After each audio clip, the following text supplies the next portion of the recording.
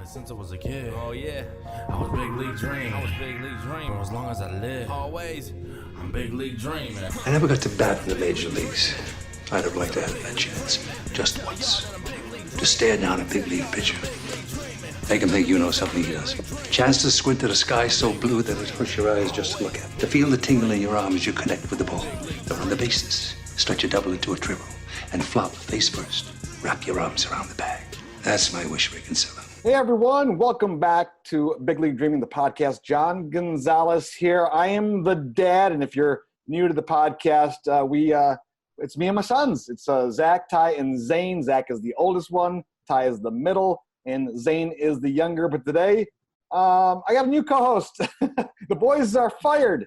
Now, we did a fun couple podcasts the last couple days, and they were a lot of fun. We've talked about Little League Baseball, but we also spent some time talking about the Field of Dreams game that MLB had on the other night between the Yankees and the White Sox. But joining me on the podcast today is my good friend, longtime friend, Todd Woodard. Todd, how you doing, buddy? Good. How are you? I'm doing great. I'm loving your backdrop there. You got your Tiger stuff out there and everything. Looking. Oh, yeah. Cooperstown. Are those your Cooperstown pins back there? Yeah, those are the Twins boards. That's really awesome. Well, it's good to see you because it's been a long time that we got a chance to talk baseball. But folks, if you're just joining the podcast right now, we're going to kind of stick on the theme, at least over the next week, about Little League Baseball since the World Series is going on right now. And there's a big story happening in Michigan, and it's cool. It's the first time since 2018 that we've had a team in the Little League World Series, and they're right from Taylor, Michigan. Joining us are the coaches, Rick and Guido. How you guys doing? Good. How are you guys? We're doing fantastic. So, there's so much ground to cover, and we got a lot of questions for you guys because we want to know everything about the team. But the first thing I have to ask, how are the guys feeling? I mean, you won the big game last night, and it seems a little anticlimactic that you're playing Saturday, right? Why do you even need to play Saturday? They feel great. We do the big reason for Saturday is we punched our ticket. But our goal, mission from the beginning is to be that Great Lakes region #1 seed going into Williamsport, and that's what we're playing for Saturday. So plenty on the table for us to keep those competitive juices flowing and go get it. I would imagine that there's a little concern about a let up there, right? That you've got this game that, for the most part, you're both advancing. Both teams are advancing, right? Right. And you said, you punched your ticket, but you're right. Staying focused on the mission is part of any team, right? Yeah, we are. And like Coach Guido said, we made it clear to our kids, like that game felt good last night. Obviously, to punch our ticket to go to Williamsport is just an amazing feeling for our boys, and they understand what that means. But we got them focused right now as we're going to go watch this game today between Illinois and Ohio and kind of scout our opponents, and we kind of look, one day ahead at that next game, and that's what the boys are doing, and they're staying focused on that. And then, after whether we win the game or whether we lose the game, and then we can really start focusing on Williamsport and getting the kids understanding what it's all about. Well, we're going to let the listeners know about what you're going through and what the team's going through, but I got to ask my friend Todd. Todd, what was our motto when we were coaching together, when we were going out for the coin flip? What was it? Tails never fails, but that always failed before us. But all right. Well, tails never fails. Guess what happened to these guys last night? I don't know if you saw my Twitter feed or not, Todd, but they had their opponent last night, who was what? Who did you guys play last night? Illinois. So Illinois won. Yeah, Hinsdale. Illinois won the coin toss, Todd, right? And guess what they opted to do? No, they didn't. They did. They opted to be the visiting team so they could bat first. So Rick and I were talking over the phone a couple of days ago, and I'm like, that could backfire instantly. Todd, do you remember ever turning that down and being the visiting team? No. I get it in football where you want to show them you can stop them, but you want that last at bat. Always. And to tell you guys, so don't judge Rick and I too heavily. In our district tournament, we were having a really good run, and we felt we were just going to be a tough team to beat in the district level. So we started taking visitor if we won because of the batting. Because of the batting for our boys. And now our district games, the Coach Guido said, and not to harp on it too much, our games were 19, 23, 24 nothing type games. No one could touch our pitching, and our hitting was just how our hitting was. in order to get our kids more at bats, we started taking visiting. But I agree with you 100%. You never, ever, ever take away when you win a coin toss. And I think they had some kind of an agenda behind that. I'm not quite sure what it is because it didn't benefit them in any way. But we approached last night's game. That was a qualifier for Williamsport. That was an opportunity. That was a semifinal game to push you into the final. So it made no sense to not take those advantages when they presented themselves for us. Todd, have you had a chance to watch any of the Little League World Series games this year? I have watched more than my wife wants me to watch, but yeah, it was like, look at that Georgia game where they scored 6 runs in the bottom of the 6th, and those are the type of things you want. And unfortunately, your game got cut out with everybody leaving the field in the bottom of the 3rd, and so I didn't get to watch the end of it. I got into that Field of Dreams game, but I did read on it this morning. I tried finding a replay, but I can't find it. So I'll just wait until the next one. I think Rick and Guido, you guys had you were able to win in a walk-off, which I think is the hardest thing to do as a coach. Not only do you give away that advantage by not being the home team, right? You have this thing where you walk off. You had to walk off to mercy the team, 10-0, and it's like, oh, it's got to be like a dagger, right? Everything just backfires for you. But you know what? That might be a good sign for the Taylor North team, Taylor North Little League representing Michigan in the Little League World Series.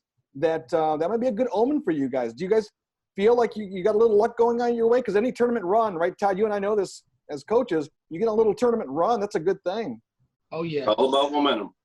Oh, yeah, without a doubt. We feel, and we've had somebody tell us this yesterday, where they watched our team play, in the States and in the regionals, and every time they watched us play, they felt that we were better than the game before. And that goes along with that. People get hot at the right times, or teams play well at the right times. And I think we're going into that now where we're just getting better and better, and we're playing really well. And like you said, baseball is a game of failure and a game of inches. You can get those lucky bounces to go one way or the other. I mean, that happens. And a lot of times when you're not getting those bounces, it happens quite a bit. And when you are getting those bounces, it happens quite a bit too. Now, if you win or lose does make an impact. So I guess I started out the podcast saying like, why even play Saturday? But there's a big impact here because you win. I think you don't play till Saturday? You play against Florida, right? If we win, we play, I believe, on Sunday, if I read it right. Sunday against Florida. Yeah. If we lose, give or take a day or two, play on Monday against Tennessee. I believe that's what it was. You could be right. I have to look at I think it's Thursday versus Tennessee, Saturday versus Florida, but it doesn't matter. The point is you're going to have days to deal with. You're going to have a chance to massage your lineup and get your pitching rotation down, come up with what you're going to do. And Todd, you and I as coaches, we would sit there at the coffee table in the morning from the breakfast to the end of the day. We can relate to what these guys are going through.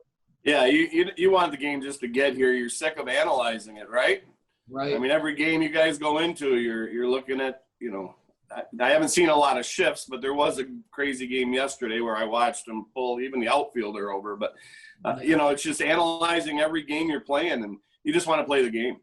Oh, yeah.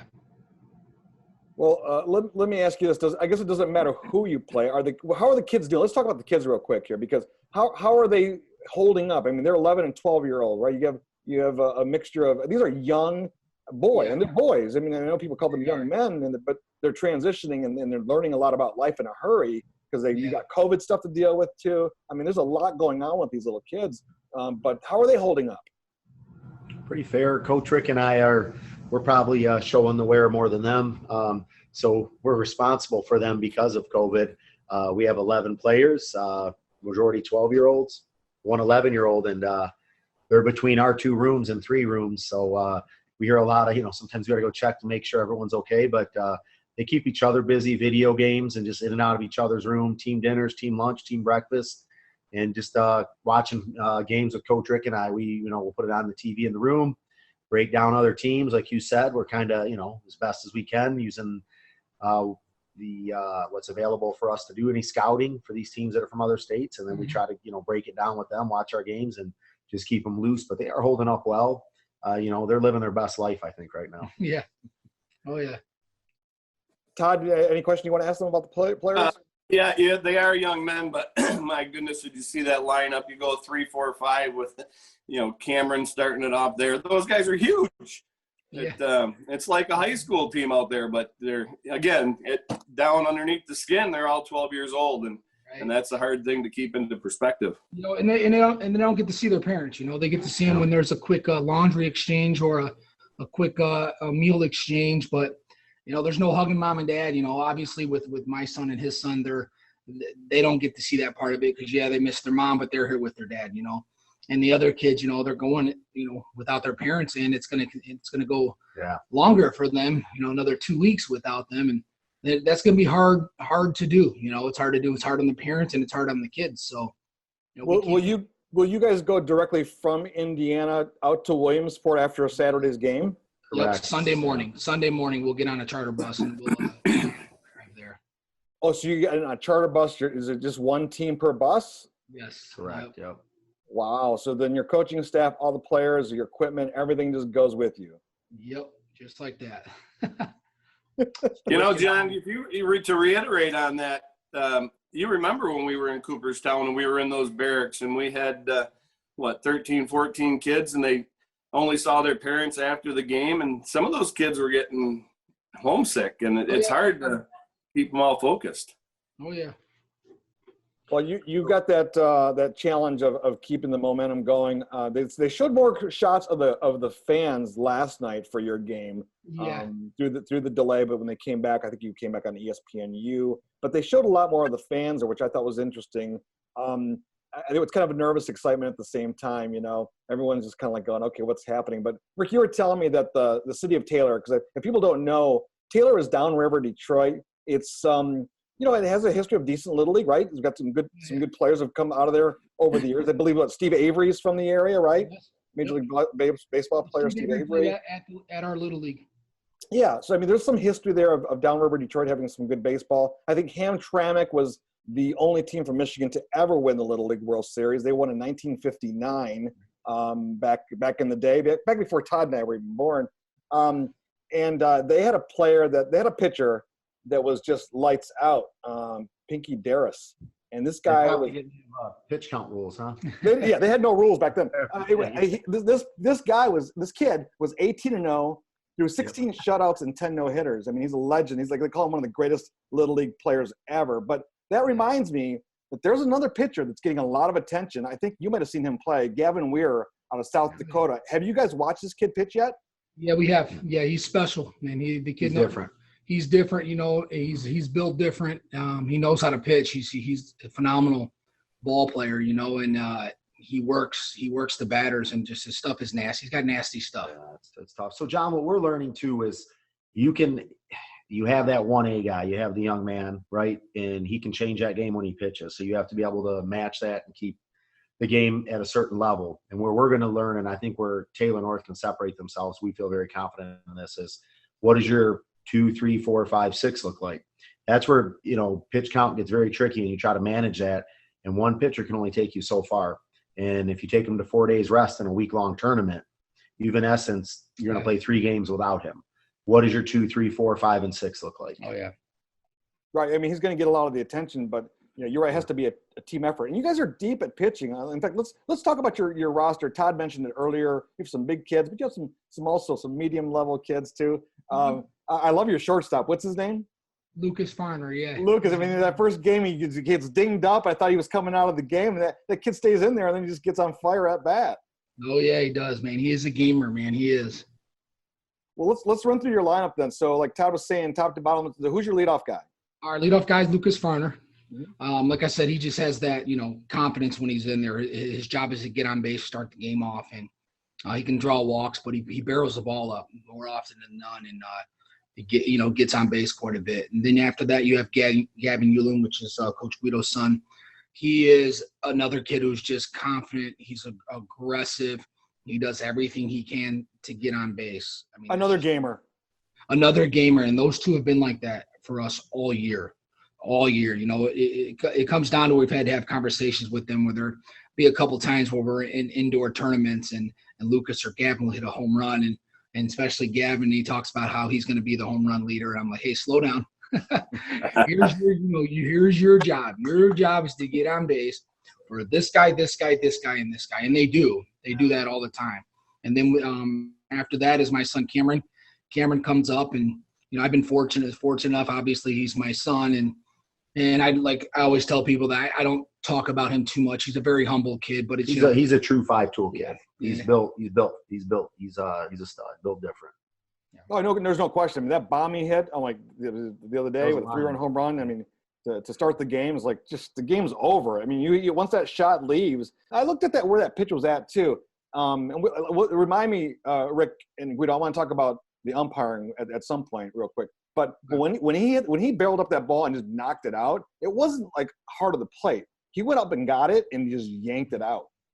He does. He goes after you. If you put it near the zone, he'll barrel it up. We always talk about the 2 to 3 inches on that barrel where that ball needs to be for it to hit that sweet spot. And he gets it on that spot every single time, no matter where the pitch is. It's rare that he'll miss one, and he does occasionally, like anybody does. And but if he barrels it up, he has enough strength to put it out or to hit it hard somewhere, which he did yesterday in the game when he hit the double to right. It was a hanging breaking ball, and he just barreled it up.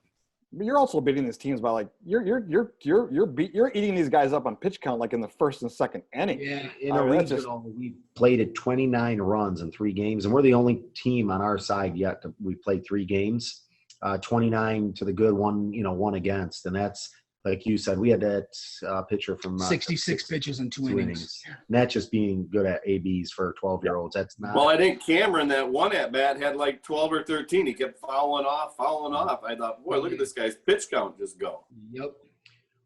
Take us through 4, 5, 6 batters. All right, you got Jackson Surma, Jacob Furcus, and then Noah Bourne after that. So Surma's a big key to this. Surma's got a lot of power.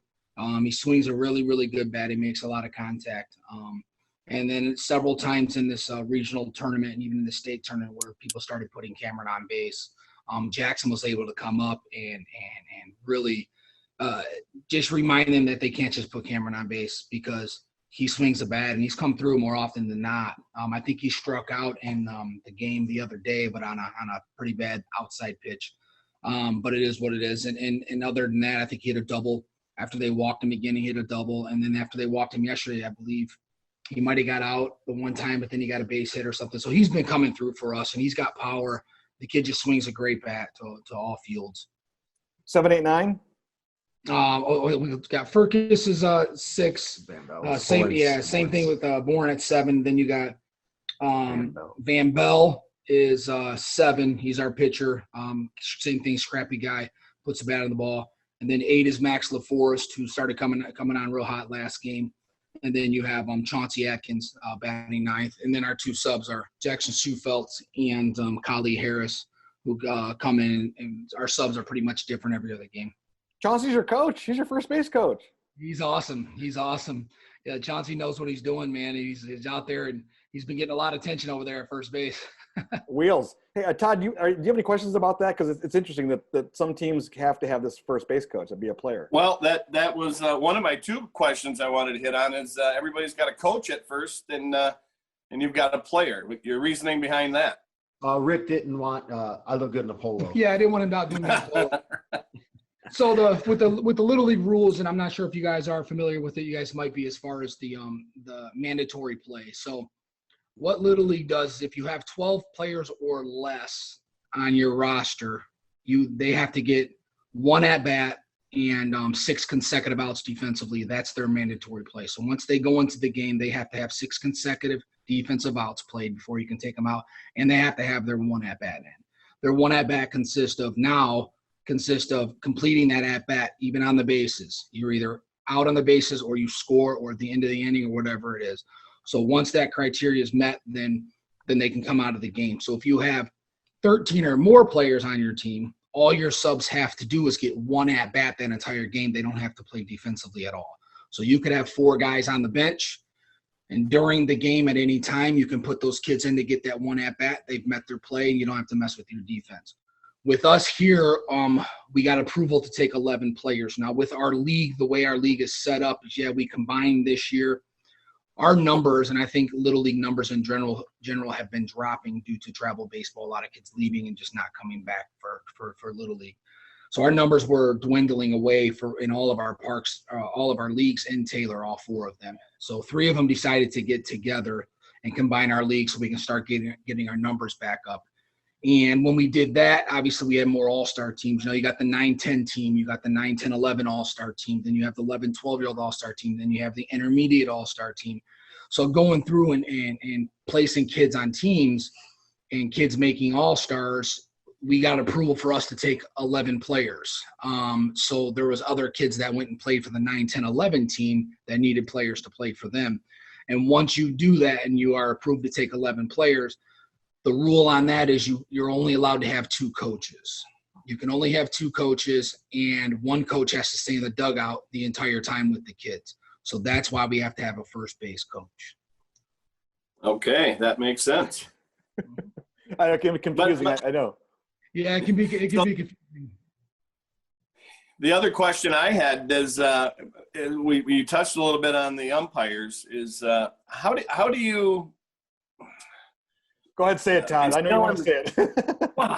How do you keep your composure when your kid, and how do you explain it to your kids that when you get rung up on a ball that's 2 foot outside, just to turn around and accept it? It's as a coach, it drives me nuts. It's tough. I will say, as far as how do I keep my composure, ESPN Plus or ESPN, that's how I keep my composure. You're mic'd up. Yeah. You're mic'd. You're mic'd up, but you can't.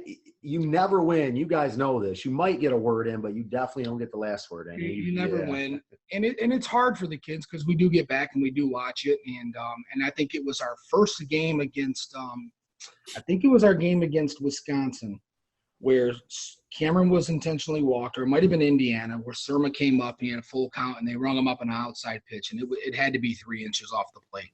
So when I went back into the dugout, and he's like, that was off the plate, and I'm like, yeah, but he's been calling that consistently. Even though it's off the plate, he's been calling that a strike. So you got to know that he's been calling that, and you have to adjust to that umpire's strike zone. And then I said, we'll go watch it on the thing, and I bet you it was closer than you thought. And then we watched it, and it was so far outside, and I'm like, oh my goodness. So you just explain to the kids, you try to adjust, and you don't want these umpires to make the decision, but you don't want kids swinging at bad pitches. And the umpire we had last night, he had a phenomenal strike zone. I thought his strike zone was phenomenal. One of the best. He was calling the low ones, and he was calling them good. He missed a couple, which is expected, that were out when you see on camera. But other than that, I thought his strike zone was phenomenal. He was polished. He was good. Well, Todd, I'm glad you brought up the umpires, but I think that's Todd hit it right there. What all coaches, talk about to their players and how to handle that. But I think to the advantage of it, if they're consistent in their strike zone, I think it was Surma last night was just hitting the outside corner, right? He said, because they're calling it a strike, so I'm just going to go there. Yep. And just keep exposing that.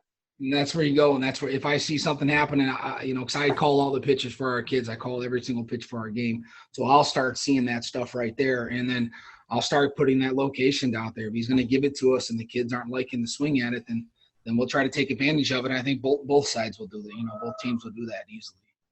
Yeah, just to remind everyone, where you're listening to Big League Dreaming, the podcast. John Gonzalez here. Zach, Ty, and Zane are not available today for the podcast, so I brought in my good friend Todd Woodard. We've coached together for about a decade in travel baseball, and I guess to both extents, we both have coached rec league and little league. Todd and I have done that, so we kind of have our background. We know what these coaches are going through. We're talking to Rick and Guido here from Taylor North Little League in Taylor, Michigan, getting ready for the Little League World Series, which begins August 19th and will continue through August 29th. Coaches, are you guys ready for this part? Because this is, it's 8, 9, 10 days. It could be another long stretch. Take you almost to Labor Day. A lot of TV time, a lot of ESPN, a lot of being mic'd up, a lot of stuff to experience.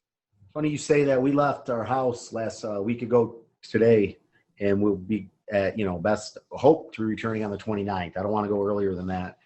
So look at where we're going to be hanging out a little bit. Yeah. So we got to do what we got to do. Obviously we've been planning this for a long time now, and we're here, and we want to do everything we can to try to make sure everything's smooth. And we got a lot of help on the outside from our wives and our parents that are doing a lot for the kids.